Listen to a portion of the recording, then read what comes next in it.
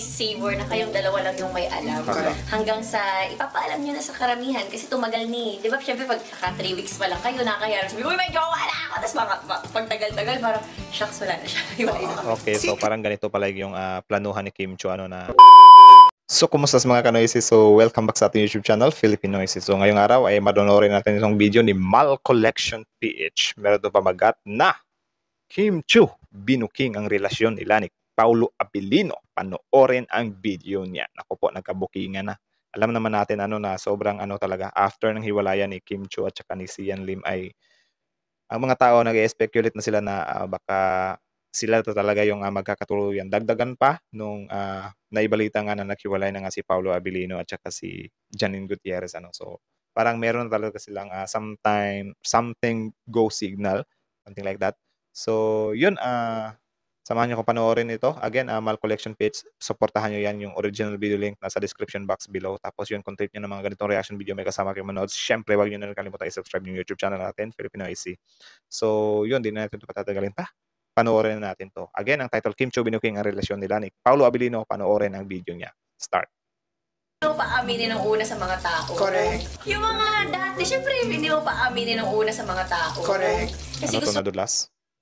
mo muna i-savor na kayong dalawa lang yung may alam. Hanggang sa ipapaalam nyo na sa karamihan kasi tumagal ni. Di ba, syempre pag 3 weeks pa lang kayo, nakakayara. Sabi, uy, may jowa na ako! Tapos pag tagal-tagal, parang, shucks, wala na siya. Okay, so parang ganito pala yung planuhan ni Kim Chu, na first month or first 3 weeks, something like that, di muna niya ipapublic kasi baka nga matawag dyan, malas-malasin or whatsoever. Kaya need mo pa talagang siguraduhin muna bago mo tuluyang i-public para naman yun, di siya ganong masakit kung sakaling na-publish mo na tapos di din pala nagtatagal, diba? So nice din yung mga ganunang diskarte, men. Magaling din to si Kim, natuto na. Secret dahil gusto nyo ng privacy, hindi secret dahil bawal, ha? Next! Unti-unti nang nabubuking ang relasyon ni Kim at Paulo Abilino. Halak ka. Linlang pa more. Baka linlang to, Sa ha? mensahe ng aktres, bago daw niya i-broadcast sa publiko, gusto daw niya muna ng private relationship. Dahil nakakahiya naman daw kapag isa publiko na tapos maghihiwalay din Tama. agad.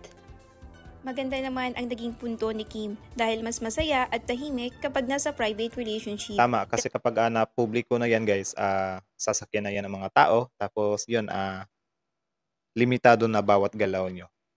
'Di ba? Kasi walang pressure, kumbaga Tama. walang Yun, nakikialam ng iba at free sila kung ano ang pwede nilang gawin na walang nasasabi ang mga fans. Grabe, no? Si Paulo Abilino ay gusto din ng private relationship. Ayon sa mga nagdaan niyang interviews, ayaw daw niyang isa publiko ang kanyang love life dahil gusto niya ng katahimikan. Gusto daw niya ito makilala pa ng lubusan bago niya i-reveal sa mga fans. Grabe. Nice. Sa relasyon nila ngayon ay parang hindi malabong sila na, kaso gusto muna nilang i-private. Grabe yun! Parang hindi malabo. So, yun, agree ba kayo na parang hindi malabo? Comment down below your opinion. Pag-usapan natin yan mamaya pagkatapos ng video, okay? Ayon nga kay OG Diaz, masaya daw siya kung sila ang magkatuluyan dahil deserve daw umano ni Kim na mahalin ulit. Boom. Sila, magiging happy ako for Kim Chu. Grabe, no? May spark din naman sila. Chemistry, I mean spark ka dyan. So yun lang, mula kay Mal Collection PH. Supportahan nyo yan. Yung original video link nasa description box below. Go check it out. Tapos yun, bago nyo iwan yung YouTube channel natin, syempre wag nyo na rin kalimutan i-subscribe yung YouTube channel natin, Filipino IC. So yun. Yun, ano masasabi nyo dito? Comment down below. Sa akin naman, tama naman yung mindset ng ganun, di ba? Na as an artist, hindi naman ako artist, sila alam mo. Since artista sila, dapat talaga hindi sila padalos-dalos sa relasyon nila, no? Like, siguraduhin mo na nila or kilatisin mo na nila yung guy bago nila i-public para naman hindi siya ganong masakit kung sakaling maghiwalay kayo, di ba?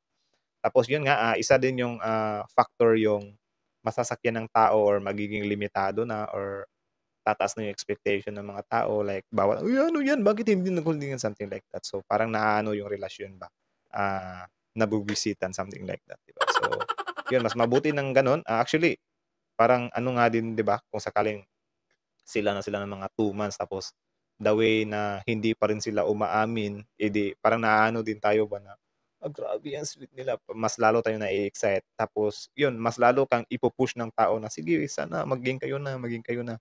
Kaysa kapag inamin nyo na kayo na, ang opinion naman ng mga tao dyan, wala, maghihiwalay din yan, wala, iba, kilala kong lalaking yan, wala, lulukuhin lang din si Kim. See the difference, parang ganun, di ba?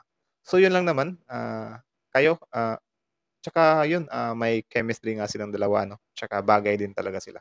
Again, salin lang nga nila na movie, di ba? Or na series ba yun?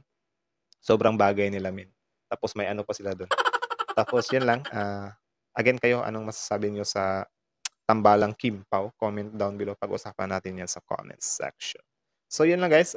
Kita-kits sa susunod na video reaction. Filipinoids is out. Again, Mal Collection PH. Subscribe nyo yan. So yun lang. See you on the next video.